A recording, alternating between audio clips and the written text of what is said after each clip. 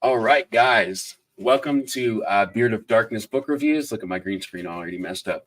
I'm so happy because, look, when it comes to Norse mythology, I have to say, off the rip, John Gwynn is one of the foundational authors and one of the reasons I'm here. So, any chance I get to talk with somebody or read a book that Viking, and it's in my blood, guys, straight from Denmark, is all my ancestors.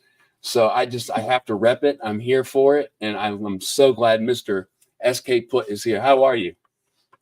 I'm well, yourself. Thanks, Matt. Thanks for having me on. Of course, man. I've been so excited for this because, like I said, I'm just a huge fanatic of anything like Viking esque or Norse esque. Uh, very much my wheelhouse, as they like to say. Yeah, So very, very happy we're here. awesome. So tell everybody where you're at, and most of the people here are like in the UK or America. So let everybody know where you're at.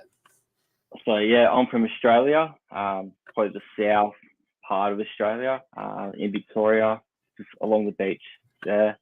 It's yeah, a nice sunny day. It's 1 p.m. There it Um, is.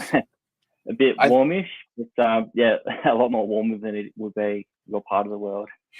It's getting frigid, Yeah, just about now. So, yeah, yeah, it's probably way more beautiful there. And like, I get to talk with people like Charlie Cavendish. That he's always taking picture of like the Sydney.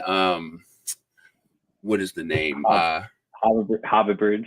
Yes, yes. And it's like he's always like running next to us. So I get to see it, and I hope to one day be able to visit that part of the world, Mm. and do a lot of things. I want to dive and like the Great Barrier Reef. Yep. I think that would be super cool. But yeah, man. So you're a debut author, right? This is your first book. Yeah, first book. So tell Yeah. everybody the name of it, the subgenre, and like an overview. What are we talking about Okay. here? So this is my debut novel, The Kinslayer. Yeah, it's Norse mythology, Viking fantasy. I definitely pluck parts of Norse mythology out.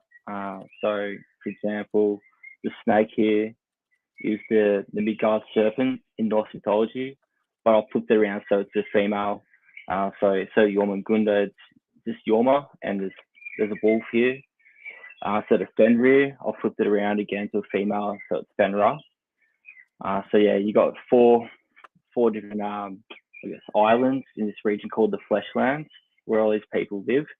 And yeah, they worship different gods. So Snaka, they worship Yorma. In Midland, they worship the bear god called Snjorborn. Oh wow, Uh, in Kraka, I'm pronouncing Norse names really Australian, so no doubt people sure. like into North are like that doesn't sound right. But yeah, Kraka, the crow god, and she's All Mother's companion. So yeah, instead of Odin having All Father, I'll flip that again to All Mother, and her name's Freya. And the other country, yeah, island is Ulfheim, which is Fenrir, and where they worship, yeah, that wolf goddess. So yeah, each of those parts of the islands, they have champions, and each god selected a champion to find this twin bladed axe, either to survive in this world or to actually be a champion and find that axe. That dives right into much of the mythology or the lore that you'll find when kind of searching the Norse, and I have, it's very interesting. I don't remember the guy's name, but Norse as a language is very much not spoken. It's not spoke very, very frequently. Like nobody speaks that as far as I know. Yeah, Um, it's a dead language. It's definitely like it has a lot of roots into what modern English is today.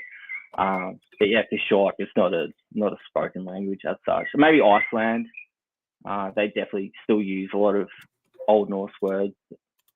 But yeah, but but that's one of the most intriguing parts to me is like I have to look this guy's name up because every time I'm watching something about the Norse language or how to pronounce something or mythology, it's him. He's really at the the forefront of Norse. Is it And Jackson Crawford? is he usually got like a cowboy hat on? He's got darker hair. Yeah, Like that's him. yeah. Jackson. Yeah. So I actually listened to a audiobook recently that he did with a lecture on Norse mythology, and yeah, he's like that's like the Bible of Norse mythology if you're into that sort of thing. And definitely in book 2, what I'm writing at the moment, I'm definitely plucking a lot of those things. He touches He on. I'm so thankful for him. Like I'm thankful for people Mm. like him that find the beauty in history. Um, Yeah, for there's sure. so much influence in our TV shows or the books that we read or Mm. movies that come from that language or that period of time.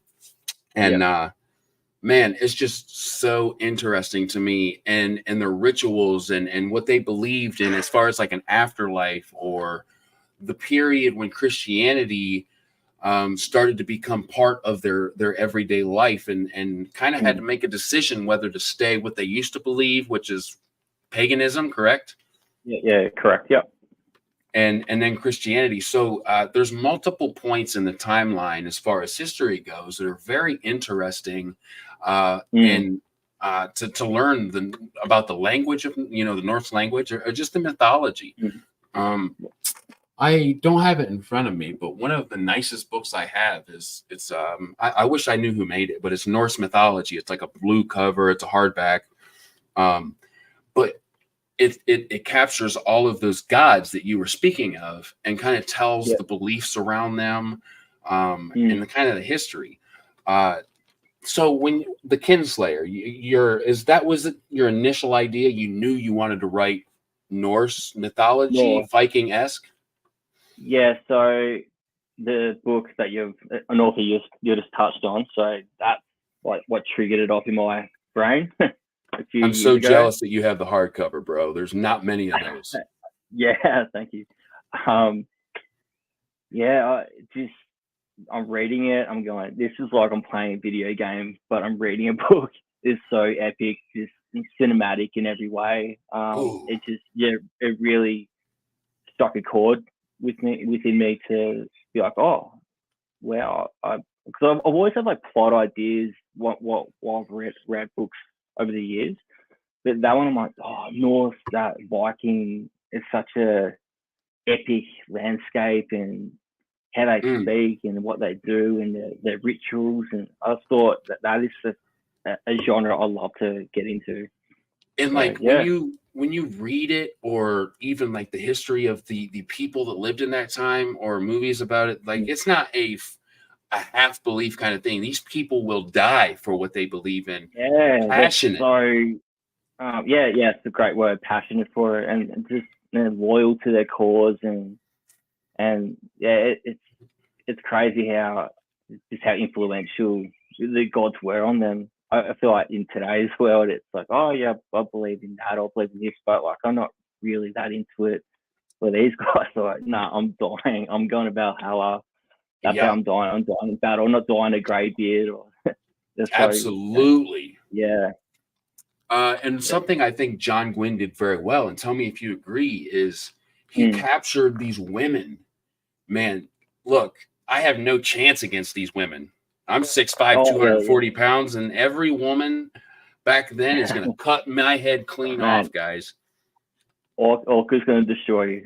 Orca, dude, I couldn't remember her name, but she is the best. Like, if Yeah, you want a strong female mother character in a book, that's her. shit. Yes. So that character definitely influenced one of my characters. She's not a mother, but yeah, that strong shield maiden and yeah, just ruthlessness, but at the same time, really caring about people around her. It's like this She's ruthless uh, because she's duality. compassionate.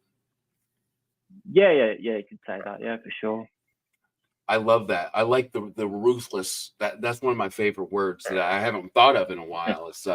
Yeah. It's a good way to portray her character too. And you know that there were like so many of that character back then. Like just you had to be. I mean, modern times really leave most things just to be handed to you as far as Yeah. living every day-to-day life. Back then, women had to be really tough, and mothers, the toughest. Even today, mothers are tough, man. It's like, absolutely. Like, if I think back in those days, it was if while your husband was on a Viking raid or whatever, like they're at home, like looking after their farm and all that. So like they'll prepare to fight if they have to. They've got kids they're protecting, and if they were single or they were widows, they would actually join the Viking raids and help out. So yeah, that definitely that badass or badass. yes, exactly. Way of life. Like that was within them. Have you read Hunger of the Gods? Yeah, I have. Yeah. So I'm like 6 or 10 chapters in, man, and I put it down to read some indie books. But it's like every day I'm like, it's clawing at me, dude. You got to get back because Orca's about to go crazy on somebody. And yeah, and throughout those books, I love that was such an influential thing to you too, because when I saw your book's cover, I was like, that's speaking to me, and he's got the same kind of influence or passion about that time period that I do. I just knew it, and it seems to be true. Yeah, and definitely passionate about it. It's super cool. So tell us, how long did it take you to write this novel? From the first word I entered on my laptop to when I clicked that self-publish button on Amazon, I'd say probably an 18-month process. It's I guess pretty quick when you compare some authors, like they take 2-3 years to write a book. But for me, yeah, with 2 kids, working long days, like time is such a challenge. So I kept it pretty compact. It's about 70k words or 300 pages, and like pretty large font. So for me, like I found that was achievable to get there. Yeah, sorry. You make a good point too. Writing on that, you really hit the chord of why I'm here. Like indie authors who I really enjoy talking with and giving a place for you guys to talk about your books and get people interested. The reason I'm here is just because of what you said. You've got a family. It's not easy to find time to write or do what you're most passionate about with all of these other life things. That's super inspiring, man. And something that I'm trying to figure out that process myself. So I think a lot of people will look at that situation and be really inspired as I am. Yeah, you just make time as well. If it's something you're really passionate about, once you put the kids to bed and you've had dinner with your wife, and it could be your time, or you might have other things to do, but just find an hour here or there, and just no phones, no distractions. Just lock yourself in and go for it. That's how I got it done. Yeah. I wanted to shout out some people who are here. Man, I love doing this because it's so cool seeing everybody. They're always here. So I wanted to shout out E.L. Montague. He's at the movies with some family. Thank you for popping in, man. He's my Discord moderator. He's always keeping me on time and keeping me in check, if you will. Very necessary to have that. Also, as far as writing, he's really pushing me to write, and it's very much appreciated. Hail the Lord. This is another one. Just a community person, just always here. Hail, it's going to be a fantastic show as always, man. Thank you so much for saying that. Damian Buckley, thank you so much. Yes, good morning, good afternoon, good night, wherever you're at. Because something that I find so cool, man, is the fact that the internet gives us so much. Of course, there's definitely bad things about the internet. I won't sit here and say there's not, but what I truly love is that I can talk to you in Australia, bro. Like that is so far from me. It's mind blowing, isn't it? It's amazing. I've talked to people in India and Argentina and the UK and Australia and New Zealand, and I never would have ever had that opportunity. So it's something I truly love. Book Mama, my other half. Of course, she's always here. Hello, hello. Case and Shell, thank you for popping in. Of course, thank you. We will have a great chat. Of course, thank you so much for popping in. Soul Free Wolf, he's another guy that's just always here. He's a writer himself, and he's on the same path as I am. He's submitted some. Well, not submitted. He sent me some of his short stories. This guy's going to be out there, man. He's got a wonderful prose. He does. Yes, thank you for stopping in, Kay. Have a great night. SK Putt, love the cover. Yeah, dude. Thank you. Tell us real quick about the cover. Do you have an artist you'd like to talk Yeah, about? for sure. Yeah, so on Instagram, it's at Ali Pedersen. Yeah, one of my friends, his wife is a writer, not a writer, a singer. Okay, entertainer, yeah. And yeah, she does a like promo tour artwork for her, and yeah, my mate Jamie, he got me in touch with her, and yeah, she was so easy to work with, and the cover came out awesome. She also did the chapter artwork as well. So like there's the bear god and crow god and wolf god. All yes. that. So yeah, couldn't recommend it highly enough. I like that you touched on the chapter art, because that's one thing that I noticed as I'm reading your book. Another thing, though, man, is you've got a prose that I can personally vouch for that is punchy. It's engaging. It's captivating, and man, I'm so excited for more people to get to know about the Kinslayer. I really see this doing very well. It reads so good, and it's your debut novel, man. It's like I said, it's impressive and it's super punchy. Really, the kind of thing that I love to read. Yeah, that's amazing to hear that feedback. Thank you. Oh, of course, man. Of course, it's wonderful. SK, what inspired you to write with a Nordic theme? Yeah, definitely this guy. John Gwynn. And then after reading that book, just getting just a rabbit hole into Norse culture and mythology, historical fiction. There's a few authors, Tim Hodkinson, Matthew Harvey.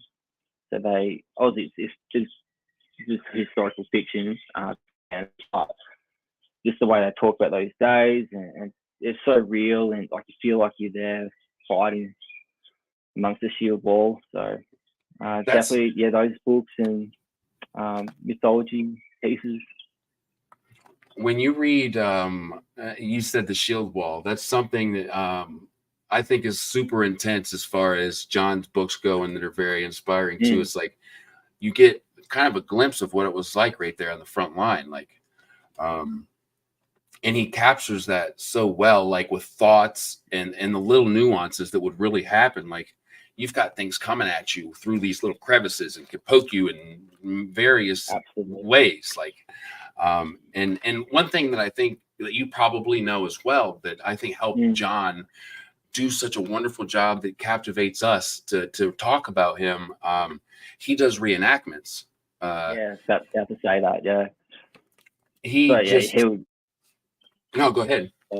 Oh, just like things like wearing a chainmail shirt, like how heavy that is, and holding an axe and a shield for hours on end. Like your shoulders will be absolutely burning. Yeah, and absolutely. Then, like finding the energy to doing that over and over and over, saving your life, killing your life. Yeah, it's crazy to think of. The little things are usually the most impressive. Like what you said, carrying something so heavy is something you need to protect yourself in a time like that. Could just over time, man. I mean, you get the muscle, hopefully, and it just becomes something that you get used to. But I can imagine at first it's like it just burns. Like I remember working out in high school. It's like that's not a fun feeling to have in your arms. You just feel like spaghetti noodles, really. Yeah. Tim McKay is another wonderful indie author. There it is. I'm gonna throw his book up. Rise of Dreska. Cool so cover. Good. Yeah, it is. It's super sick. He says cinematic is such a great way to describe an awesome book. kind of touching on what you were saying about John's series. Yeah. Yeah, I think that's his greatest trait of writing. I think he really encapsulates that whole view of the world, and that same thing there with the character. You're not just a bird's eye view. That same, yeah. I can't speak highly enough of him, to be honest. Mel Swallows. I'm sorry, Mel Wassel. I hope I said that right, brother. I've been chatting with him, but I'm not the best at pronouncing names. I hope you forgive me. Excited to check this out. Speaking of the Kinslayer, and love a ruthless female character. Yeah, dude, for sure. Yeah, absolutely. I think this is in context to us talking about finding that time as fathers and husbands. Time is so hard to come by. I just got to kind of make that. Corey, you're never late. You're always right on time. Whenever you show up is when you need to be here, brother. I appreciate you so much for being here. By the way, Corey, I hope you're still here and you hear this. I've been seeing the numbers you've been pushing on your tweeting about, and dude, I'm just so happy for you, man. Your series is one that I've started that I haven't finished, and I can totally relate with the people who are saying that it's so good, because it is. It's wonderful. It's different. And he did all his covers over again with a different artist, and they're just bangers.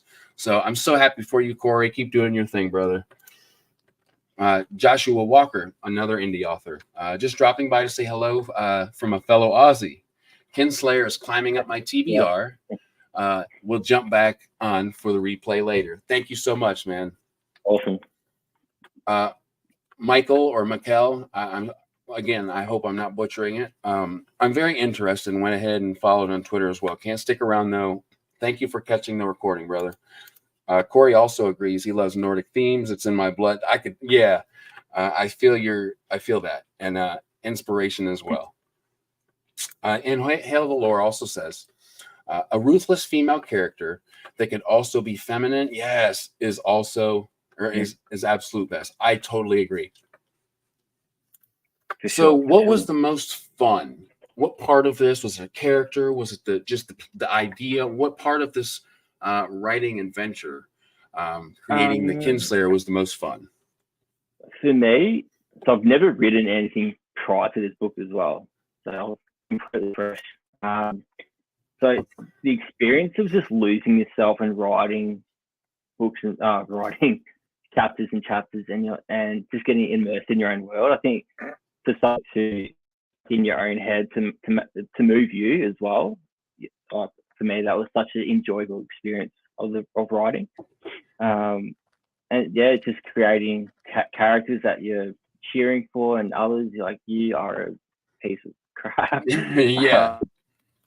And again, like that's from your own thoughts, and so that to resonate with you, I found that really enjoyable part of it. What part was the hardest? And you can speak as far as any part of this, whether it's marketing or a part you were writing or anything that you had to do to write any part. From a writing point of view, yeah, definitely the getting into the sixth draft that you're doing.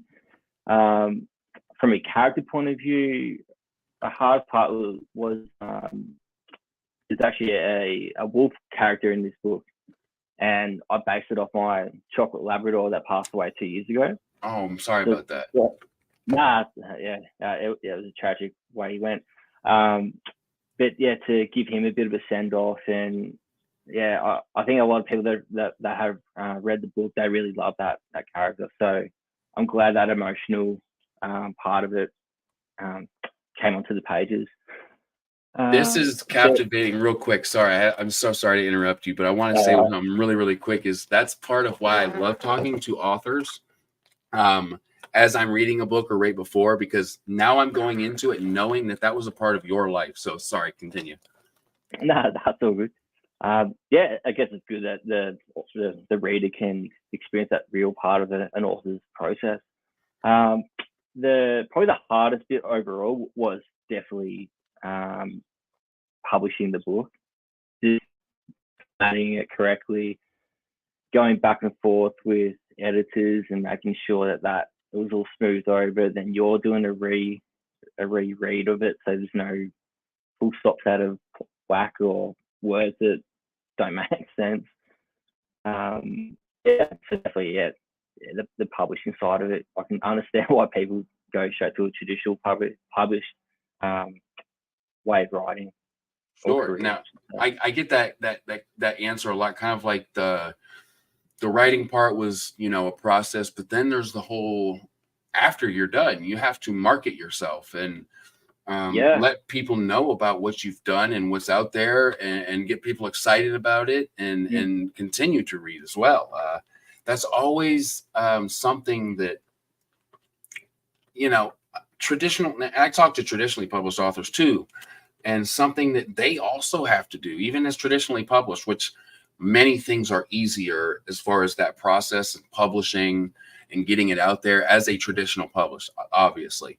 But there are still parts of traditional publishing, such as marketing yourself, that's really still left up to you.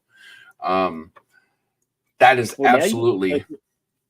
Now you got social media. So even if you're traditionally published, you've still got that component as well. And I guess it's up to you with the scope of how you want to, market yourself, for sure. I get that. Yeah. But yeah, definitely overwhelmingly the marketing is something you have to prepare yourself for. And I think people who are passionate enough to finish a book, because look, guys, the numbers are in your favor, or not in your favor. I mean, I believe the first time I heard the numbers was when I was watching Brandon Sanderson's lectures on YouTube.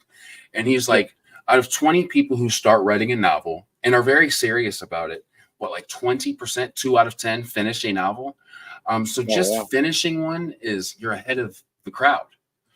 It's definitely, at the time, when I released the book, I'm like, it was a bit of relief, but also, when are these sales going to kick in? But you just got to be patient as well. But now I've stepped out of that environment of getting the book done. I can really the sense of achievement for what's done. It's a big accomplishment. It is, and I think it's equally as much as a part of the process to be putting your energy into, if not more, to okay, I finished this project. Let's get people excited about it. Let's tell people about it, and what is the best ways of doing that. So I think you're doing the right thing, man. Because again, your marketing strategy, I seen it. I know of you because of your marketing. So other people are seeing it too. And I think, when was the first time for you? Were you young or closer to the age you are now when you fell in love with literature? I was about 15, 16 when I got in the Harry Potter world. So I'm 35 at the moment. So definitely that age around then. Then probably my 20s, I didn't read that much. Just had other things going on, and you know what you're like in your 20s. You want to party and whatnot, and so reading's not really on the radar. But in my 30s, I got back into it a lot more seriously, and that's when the ideas of coming into my head. And I was about 33 or so. That's when I really wanted to get into writing. I love that number because I started in high school. You could not get me to read. There's no amount of money that you could have offered me. I wasn't a reader. I never thought that I was going to be into books. And then I got sick and things happened. And I was like, you know what? I really feel like this. It was Ordinary Monsters by J.M. Mira. I'll always remember that book. It looked super spectacular. And I was like, I'm going to try that book out. And man, I am so glad that I did, because I wouldn't be here talking with you if I didn't. I was 29. I found reading for the first time in my life because I'd never been into it. And then I'm 33 right now. So that number you just said, and I'm starting to write. So that's inspiring in itself. Look at those numbers, man. I'm 33. So it's meant to be. Yeah, that magic number. It is. Seems to be, right? That's awesome. I already put that one up. Sorry. Put that one up as well. Look at that. Also put that. I'm so sorry. That's one thing that I'm getting a little bit better at. It's funny, when I first started, I would put these comments up and it was like totally out of context. But look, I'm talking with somebody and also trying to do that. So give me a break, people. No, I'm Yeah, that's it. So I love that, man. You kind of found literature earlier than me, and I'm always so jealous of that because I think that if I would have known my love for literature a little bit earlier, that the imagination, I think, evolves as you get older. And you start young and you start imagining things and using your imagination, and it grows. And finding that at 33 has been a little tough sometimes. There's some books that I read and I'm like, if my imagination was just a little more evolved, I would get it. So I think that's a huge part of things too. Where did you, well, we already kind of have that. Your Viking and Norse love kind of came from John Gwynne. It did, for sure. I love that. And then also the God of War games as well.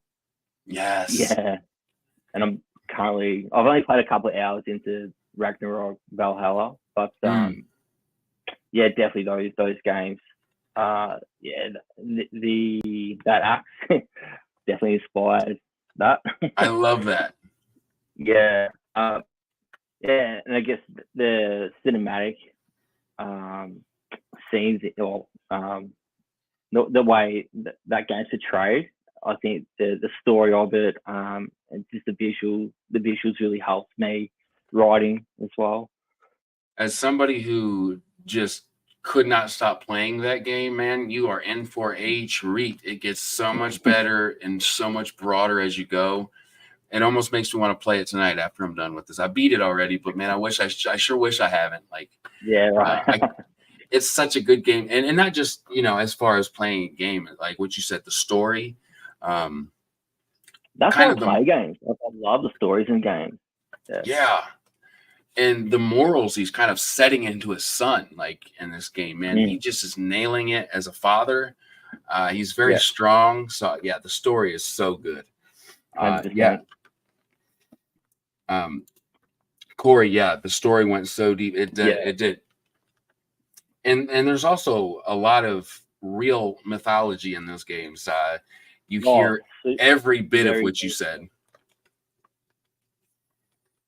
Sorry, I didn't mean to interrupt you.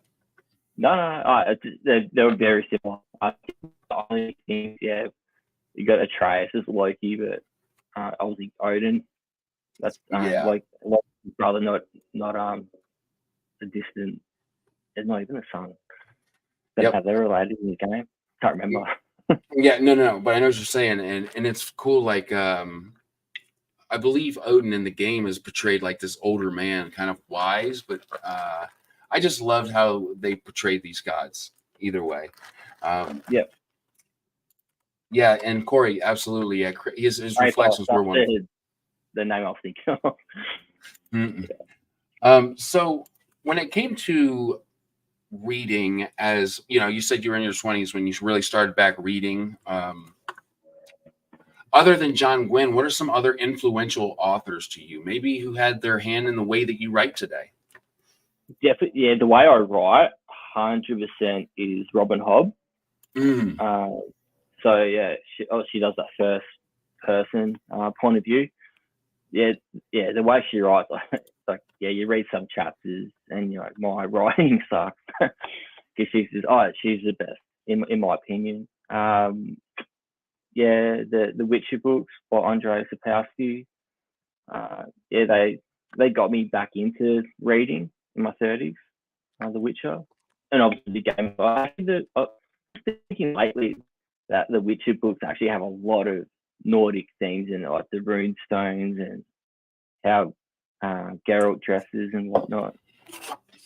I think I gained my love for The Witcher before I knew it was a book. Like I said, I didn't get into books until my almost 30s, and I think I had played the game. Then I found out it was a book. Didn't read it yet, but then I watched the TV series, and that was in the time period in which I started reading again. So I've read the first book, and it's decent. I don't know if I'll read any more of them. but I definitely respect it, and I think it's Not a foundational for fan. sure. Not a Uh, fan. Nah, I wouldn't say that I'm not a fan. I just don't know if I'm enough of a fan to yeah, my TBR definitely. is huge. So it's like I don't know if I'm gonna put that number 2 in there yet. Maybe one day. Because I Definitely. did enjoy it. The second and third really start kicking off after the first one. That's good to know because maybe I'll throw those in there and I'll be pleasantly surprised. There you go. As far as novels that you've read entirely, what are a couple you wish you could read for the first time again? Oh, good question. Probably The Shadow of the Gods, pretty obvious one, but probably Malice by John Gwynne as well. Ooh, Yeah, I haven't read that yet. Oh, really? Yeah. Mhm. For his first and for that to be a debut novel or someone is crazy. Like that, so much talent in his first ever book. Yeah, that's nuts. But it probably the Fast Year trilogy by Robin Hobb. If I could read a trilogy again, yeah. Lately, as of late, I'll say somebody who I watched and love watching and have talked to on the channel is Philip Chase. And he has been reading the Farseer trilogy, which there's many books in this realm, right? There's like 14 books total and all these books put together. And he's reading, I believe, the last one, and he just talks so highly of it. Then I've got a really close friend, D.B. Rook, another author, who that's his favorite author is Robin Hobb. And then you're talking about it, and the Assassin's Apprentice is just growing to the top of my TBR very quickly. I just know that I'm going to really enjoy her prose from what I've heard. I think I will. And how much I'll be sucked into it that I won't be able to read anything else. So I'm saving it. You know what I mean? Yeah. Oh, she could write about painting, drawing, and you'll find it fascinating. That's saying something. Yeah, the way she describes scenes, and especially from that first person point of view, yeah, you really are standing next to the character. It's great. I love that, and it makes me excited to read. Hale Lore says, check out Elric of Melonbone. It's where the idea of Witcher came from. Oh, that's wonderful. Okay. Those are them. Another little piece of gold. It's like Because I started when I was 29. It's like I didn't know all these foundational books, and I just keep learning of more. Langdon, France, thank you, man, for popping in. Another wonderful indie author. Can't wait to read his book. Let me see here. What are you currently working on at the moment? Yeah, so book 2 of the Saga Tales of the Fleshlands. It dives really deep into Norse mythology and some familiar characters make their way into my next book. So definitely, I'm trying to find a way to tie them all together, but not make it too obvious. But at the same time, not too distant that people like, that's crazy. That doesn't make sense. So how many books are you going to have in this series? Do you plan on? It'll be a trilogy. Okay, so 3. Okay. Yeah. So like some people have label their series chronicle, so this goes on and on and on. But for me, I think if I'm getting to a series, if it's a trilogy, it's like more readable for me. I think you're right. My personal opinion. Whereas you get a series that has 8, 10, 15 books, get a little bit put off by it. It could be amazing, like Robin Hobbs, obviously, but that's 14. But yeah, to get those readers in, I think it might work better. I think that it's a very good point that you're making, because we've got the Robert Jordans of the world, like 15 books, 14 books, and Robin Hobb, like you said, 14. And then you've got Terry Pratchett. Yeah. And then like Sanderson, you're right, who just write in these long going series. And I think modern writers, I don't know if I can say that I hope that I don't know. I hope this comes off the right way, but I think it's really ballsy to say, okay, I think there's going to be 10 books in this. That's really putting a lot of faith that people will read book 1 and book 7 and book 10. You know what I mean? Absolutely. Yeah. So I like your approach there, because 3 books is something that a lot of people will read, a trilogy. And in fact, people look forward to that. It's like, I love the first book and I'm so happy there's a second and third. Yeah, for sure. Like, I'm going to throw in maybe a couple of novellas or one novella in between 2 and 3. Because there are some backstories that I like to get into. So another thing, sorry.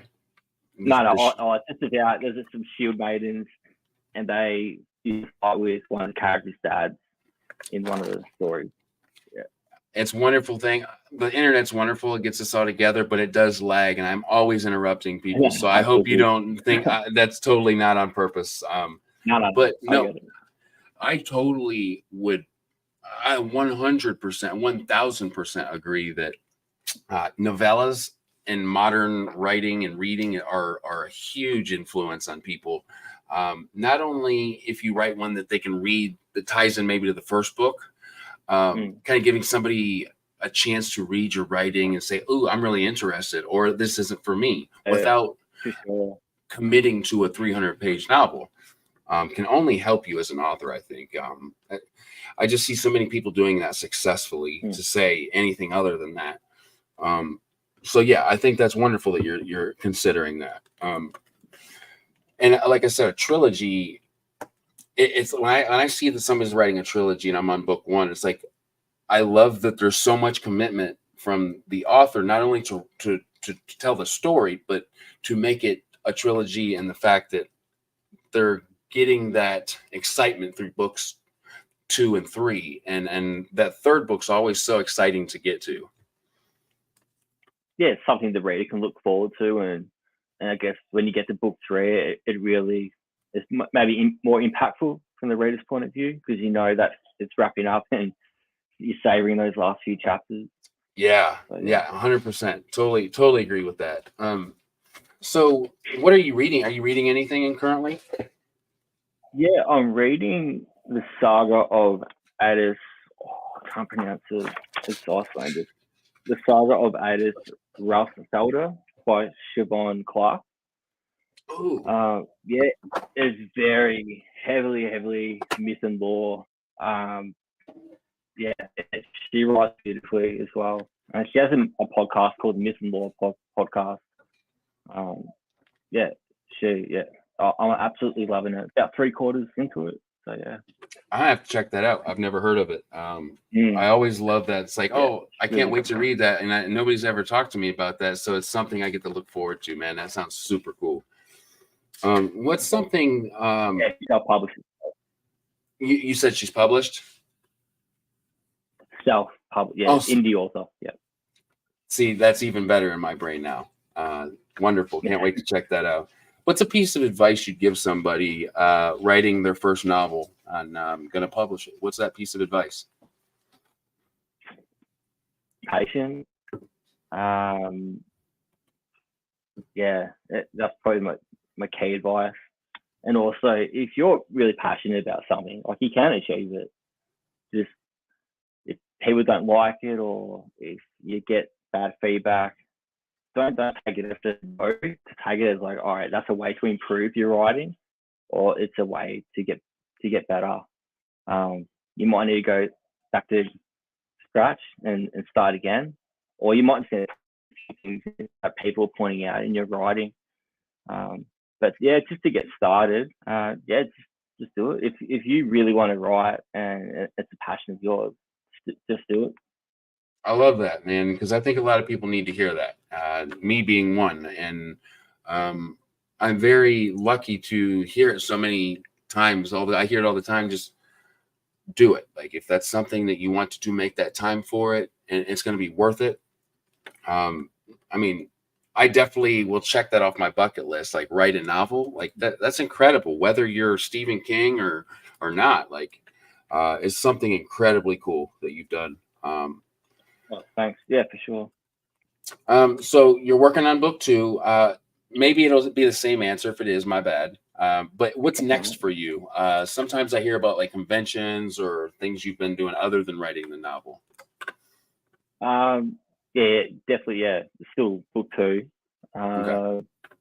I've actually got like a completely different genre and time. I actually don't mind a western here or there. So, That's so I super wouldn't cool. mind. I wouldn't want having a go at writing a western as well. So that's, I don't know how many years away that is, but that's definitely like another idea. So that's again why I kind of ask that. I always kind of ask these questions like, what are you working on and what's next for you? Sometimes they're the same answer, but most of the time I get that little bit of extra, which you gave me. Your Little nugget for you ideas. guys. Exactly. It makes the my guest really think, what is next for me? And I get that little nugget extra that you said. So thank you, man. That's super cool. And look forward to No that. worries. So who are a couple people you would like to see me chat with in the future? There's another Aussie author called Ella Schultz. L.R. Schultz. Yep. Know him. Yeah, he just released the Prince of the Sun. Mm-hmm. Oh, so sorry, Luke, I forgot your title of your book. I know exactly what you're talking about. He helped me so much with my book. He was such a go-to through it. Couldn't recommend him highly enough to jump on here. That's awesome because I was just talking to him actually a couple days ago. So we're kind of working out some dates, and I can't wait to chat with him and tell him how much you've been influenced by him. People always love to hear that stuff, man. So that's so cool. So tell us where you are socially active, like where people can follow you as far as your social media and where people can buy your book. Yeah, so the book's available on Amazon. And Kindle Unlimited as well. You can follow me on Instagram at skputt author. Same as Twitter. That's the idea. I'm on Goodreads as well. If you want to chuck a review. In my description, I did put your link tree, and that will kind of give us everything. Yeah. In my link tree, you nailed it. Wonderful. Real quick though, I missed some questions here. We'll throw them up. Langdon said, and it's okay, man. We'll cover it again. Sorry if you already covered this, but otherwise, what are some books or series that influenced and motivated you as a writer? Yeah, definitely. Yeah, Shadow of the Gods or the Blood Swan Saga trilogy. Oh, I think it's going to be a trilogy by John Gwynne. I think so too. Anything by, I'm hearing October 24, book 3. Hopefully. There you go. Anything by Robin Hobb, massive influence. Historical fiction from Viking, medieval. Even by the sci-fi fiction book. It's pretty popular. I'm shocked at remembering. No, it's all good. He didn't hear that part of our interview, so we're just kind of touching up on it. But yeah, like John Gwynne and Robin Hobb, man, seem to be very, very influential to you. So that's awesome. Corey said, here's to the future, Matt. Planning 6 main books with 3 novellas, then a spin-off trilogy. I can see that, man. I kind of knew you were headed that way, so I think you can do it, brother. And that's all good, man. Yeah, and that's all good, Herman. Even if you chime in, man, they record these things so we can kind of wrap it up, and you can play it over 1,000,000 times if you want. It's been a wonderful conversation. Good name, so, yeah. It's my dog's name. What is it? Herman. That's my Labrador's name. So he also has a wonderful story about a character in his book about a past dog that he has. If you guys want to check that out, it's at the beginning of our chat, and it's wonderful. I'm so glad I know this going into the novel. So check it out if you guys get a chance to replay this. Lastly, man, I'm so glad I got to borrow you for a little bit and get this little bit of insight before really going in and finishing the book. And I hope so many people pick this up because look, guys, it's punchy, it's fun, it's super in there. If you're into John Gwynne or Vikings, a TV show, anything mythology as far as Norse, you will absolutely bite it and like what you're tasting. So go pick it up. It's the Kinslayer. I'll have all the information. Really, it's just one link, unless you have anything else for me to add. It's his link tree where you can get the book and follow him on his socials. Yeah, it covers it all. Awesome. That's so good. That's so helpful, by the way, for your future interviews. Like, that's so helpful. Your hosts will absolutely love that you've done the link tree. Like it, yeah. Come prepared. There you go. Well, hey, man, it's been a blast, and I can't wait to keep in touch with you. And this won't be the last time that we talk on our channel. You've got a friend here and a place to talk about your books forever, brother. So thank you for being here. Thank you for everybody that showed up live, and for you guys that watch in the future. Have a blast, man, and have a good morning, evening, afternoon, whatever it is where you're at. And we'll see you next time. Like, share, subscribe, all that fun shit too that I have to say to grow the channel. But yeah, we'll see you next time, and have a wonderful night. Thank you so much for having me on. 100%, man. See you, Matt.